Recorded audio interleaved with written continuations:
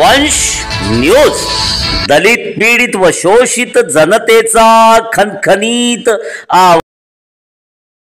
साहेब, आपण ज्या पद्धतीने माझ्या पाठीशी उभे आहात, आज माझ्याकडे शब्द नाही आहेत। ही सबंध टीम, ही सबंध नेते पूर्ण ताकदीने माझ्या पाठीशी उभे, माझ्याकडे शब्द नाही आहेत। माझ्या राजकीय जीवनामध्ये हा प्रसंग सर्वात मोठा प्रसंग आहे।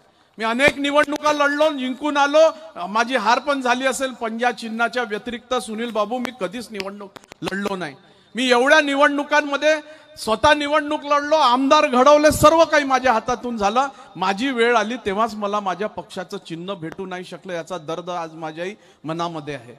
इथून संपल्यानंतर सुनील भाऊ, मी काही काँग्रेस पक्षाने माझ्या सोबत काही कमी जास्त काहीच नाही झालं साहेब। तुम्ही सर्व काँग्रेस पक्षाचे लोकांच्या दिवशीपर्यंत मला तिकीट भेटली पाहिजे साठी पूर्ण प्रयत्न केला। मी तुमचे मनापासून धन्यवाद देतो। माझ्या पक्षाने माझ्यासोबत काहीच चूक नाही केली, पूर्ण ताकदीने माझ्यासोबत होते। प्रसंग आला, त्या प्रसंगाचा आपण लोकांनी कडक पद्धतीने सामना केला, नाही होऊ शकलं, पण आपण सर्व लोकांनी या निवडणुकीमध्ये समोरच्या माणसाला पाडायचं आहे, म्हणून ही जबाबदारी मला दिलेली आहे।